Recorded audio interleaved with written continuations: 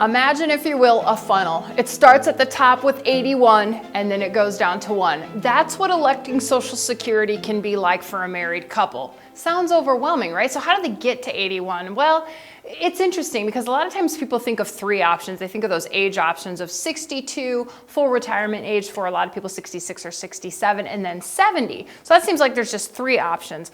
Well, if you watch today's episode, you'll find out that there are a lot more than three options. Loren does a really good job of talking about all of these different combinations that get to over 80 choices for a married couple. So how do you get to the one option that's best for you?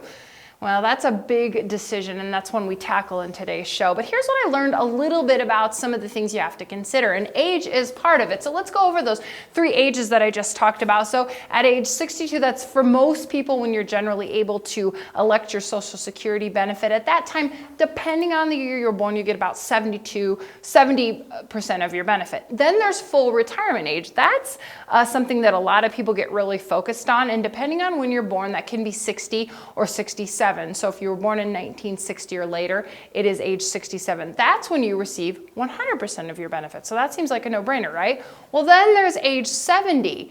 You get an 8% bump each year you wait to elect until age 70. So wait till age 70, right? Feels like a no-brainer. You get 124% of your benefit. But wait, there's all these other factors that come into play. And here's one that I want to tell you about, and it is the future of Social Security. That's a question that Loren and the retirement planners get a lot here at Merkle Retirement Planning. Will Social Security be around in 10 or 20 years when I'm retired? Will it be around when I retire? Well, no one knows for sure, but we can look at some of the data and we can make some, I think, educated decisions about the future of Social Security. So I just looked at, wait for it now, if you've got some time and you want to do some reading, the actuarial status of Social Security trust funds. Here's the takeaway on this. Depending on the numbers, they're looking at the year 2033 or 2034. The benefits will be payable through that. Well, your retirement will last probably longer than the next 10 years. So you're wondering what the future is. Well, right now they're saying they'll pay 75 to 80% of the benefits after that. So don't you think people will probably have something to say about that, right? Social Security being a big part of their retirement. Lawmakers are the ones who make the Social Security rules. And if there's one thing we know about legislation and lawmakers, they change their minds, they vote, they pass legislation that changes the landscape of retirement. So what could happen to Social Security? Loren and the retirement planners talk to people about a lot of scenarios. They could increase the full retirement age. They could change the formula for Social Security altogether.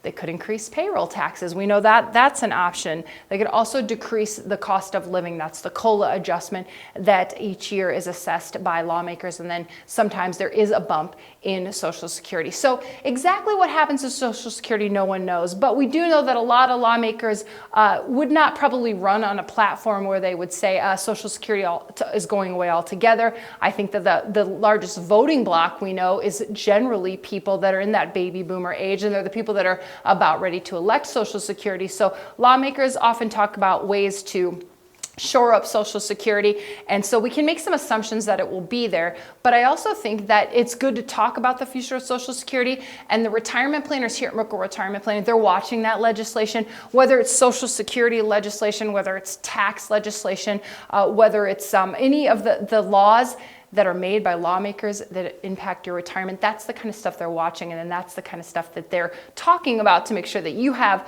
the most up-to-date information. So the future of Social Security, the rules for the age at which you elect Social Security, just a few of the things that we talked about today when it comes to that election. Here's what you need to know. It's a big decision, and what you do can have big consequences. We have a couple, we call them John and Sue, they're a hypothetical couple, and they are the stars of our online Journey to Retirement workshop. Our retirement planners, they help them make the Social Security decision, and they will show you how John and Sue squeeze an extra $80,000 out of Social Security. What would you do with an extra $80,000? You could take the retirement vacation or 2 or 3 or 4 of your dreams. Find out about John and Sue. Find out about their Social Security decision and all of the other decisions they make on their journey to retirement at retirewithmerkle.com. There you can sign up for our online Journey to Retirement workshop. Choose a time and a date that works for you. Meet John and Sue. Learn about their Social Security decision and so much more.